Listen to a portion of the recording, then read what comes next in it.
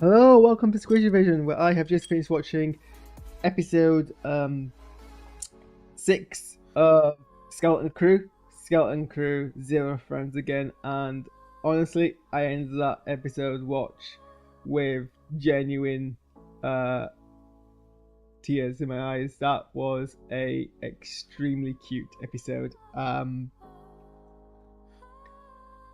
just okay, I have to start by, and let me just quickly bring up what their name is because they deserve at this point for me to mention um the name. Where are you, Wikipedia?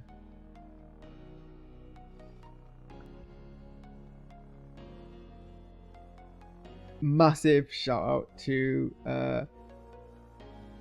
Kariana Kratter. I think is the standout of the four so far. It's a really I don't know. Look, it's hard to. I reliably read interviews of actors that it's hard to act when you can't see someone's eyes. That's why a lot of times they will if there'll be characters who wear things and they obscure their eyes and or like it'll be like characters in like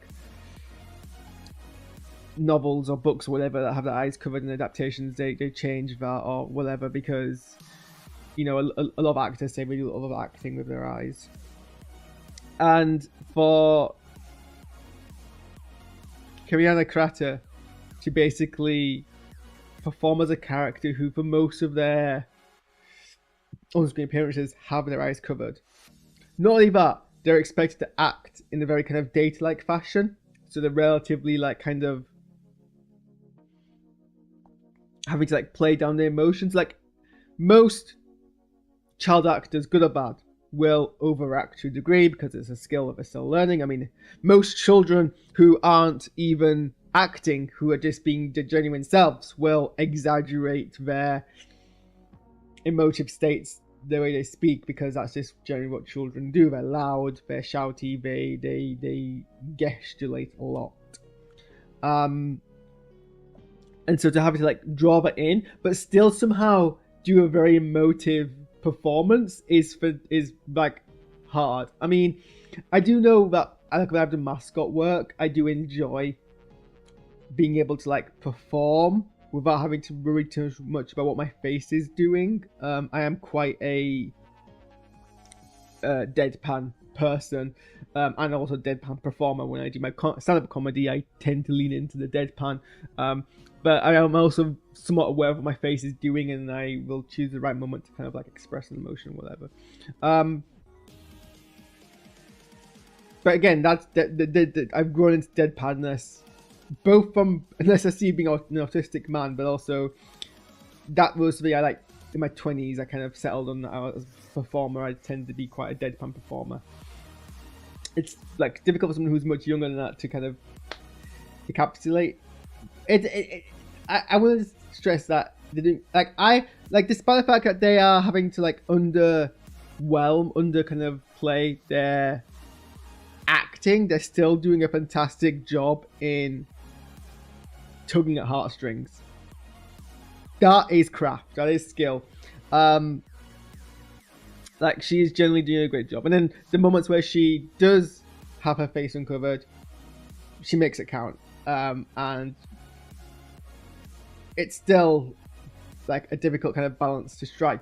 I don't know anything about the actress. She has no Wikipedia article, so I don't know if they're able-bodied or disabled. And so I will not have the discussion here about able-bodied people who play disabled actors. There is obviously a discussion about that to have. I also don't think it's black and white clear cut necessarily, but the character of KB, it's very.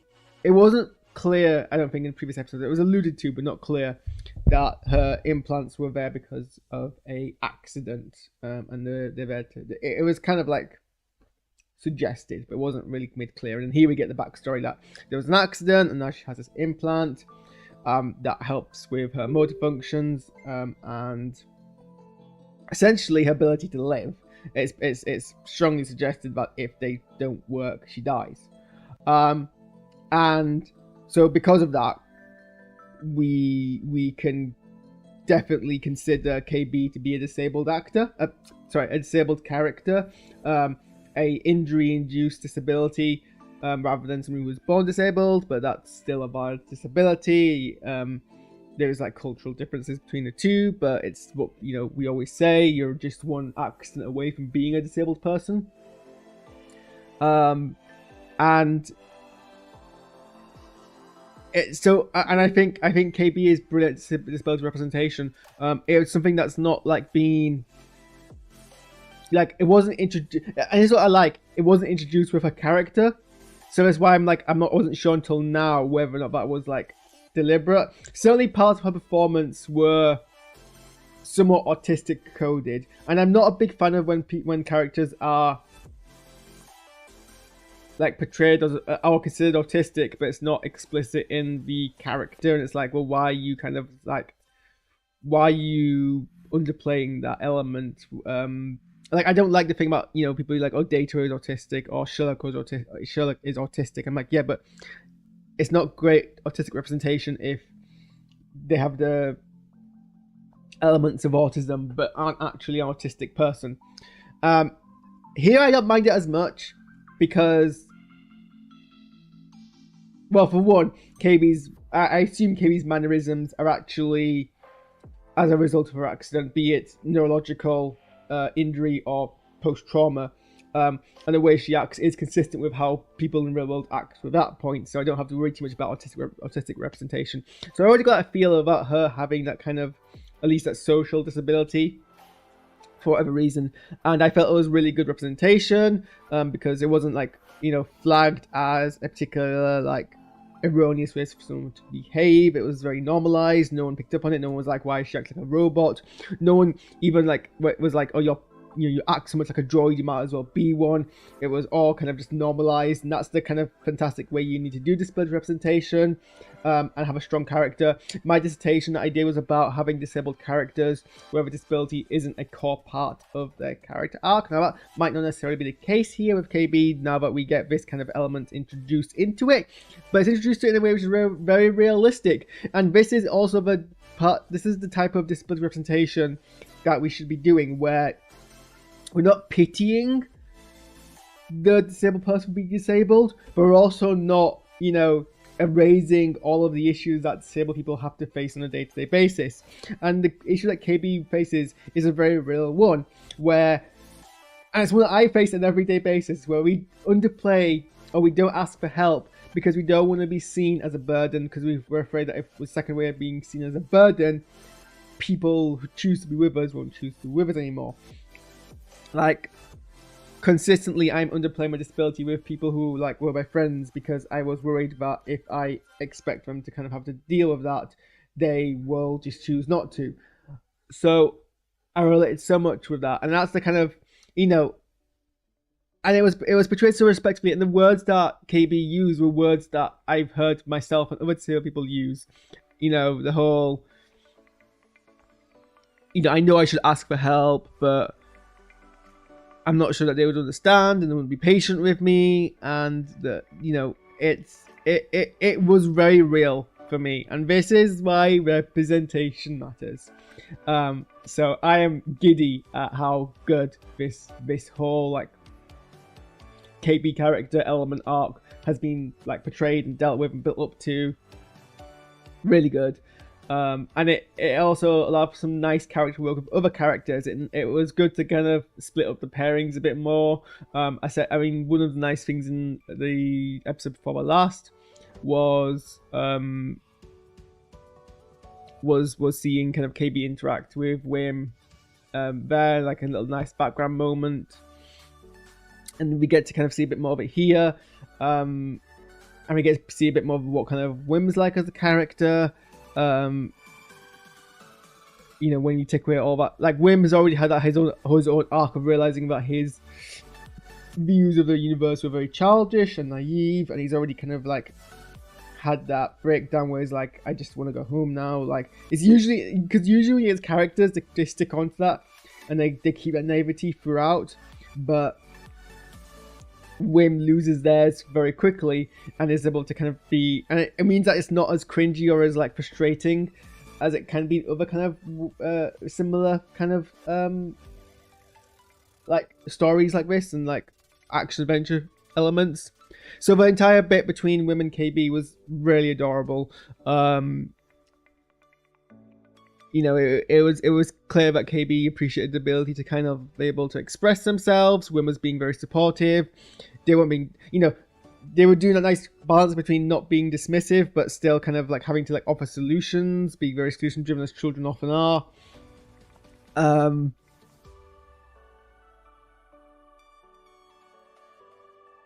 And like it portrayed the whole kind of like disability fear of your disability, like flaring up and having to rely on other people and talk them through what's essentially a first aid incident. That was done very well. Yeah, I love the whole bit. And I love how the crab thing didn't actually pay off, because it would be so easy to be like, they were right all along, following the crabs was right all along, they discovered some secret thing. Actually, no, following the crabs was a bad idea, there was a giant crab at the end of it. And it turns out actually going up to the ship would probably have been the safer thing to do, although that didn't necessarily end up... Well, I don't know. Well, actually, it might have ended up well, because they wouldn't have had to go to the crab to save the other two. We didn't get as much with Fern and Neil in this episode, like as in like not as much detail, but there's still some growth. There was still Fern having to like understand not everyone has the same ability. Really, it was there to serve KB's story, which is fine, because that's how you tell stories. You focus on one character's arc and you have every other character play into it. And even in a show where you've got multiple kind of characters who are not one like direct protagonist, you tend to like pick on one per story. But it was nice that they had that kind of moment. And it was nice that kind of Fern even had like her kind of growth, even if it was mostly kind of just off screen. And then yeah, them all work coming together. The moment when Fern and KB reassured each other that they were still friends and made up, and I'm just like, it's a soppy scene, but it you know, it made me cry. I was like, I mean, it's fair. It is like early in the morning and I've not slept all night, so that's probably partly why I'm so like emotionally stretched, but I still, it was so cute. John's massive monologue was just hilarious and how eloquent it was, and given the you can obviously from a meta perspective, that's just how characters in fiction talk. They give monologues, they don't talk like real people, especially in a fantasy pirate story. They do this kind of long thing, so it fits in the meta. But I also just like to consider that George is just this massive, like, charismatic, driven person, that he's just got this really good improv ability to stretch out a speech at moment's notice to get everyone on board. And I like that it doesn't actually, like, get him back as captain, because that would have been too easy, but it did give him, like, another chance. I would have been... I mean, I would have probably, like, linked a bit more to the whole... well, he did capture me with a whole bunch of, like crowns and coins on my person, which we're led to believe is more success than he tends to get, because the last time they went for a ship boarding session. That's not how words work. They had no coins. They had one single coin.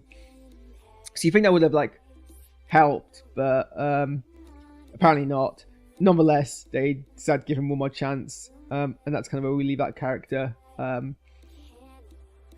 It wasn't really a him focus episode. It covered, there was more focus on the kids, which rightly so. I mean, Jude Law is only the top billing actor because of their star power, I assume. Really, it's the kids show, and I'm glad that we took the focus on there. At least Nick Frost got a line out to earn his credit, because there wasn't really much for him to do in this episode, but that's fine. It was actually quite funny that he literally just got shot the second they saw him. Yeah, no, really strong episode. And like I said, I'm gonna be super super giddy for a very long time over the disability representation. It's so good. It's exactly what I want. This show is doing so well.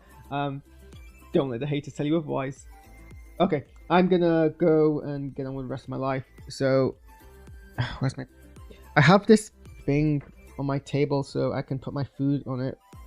Because my new keyboard is too big to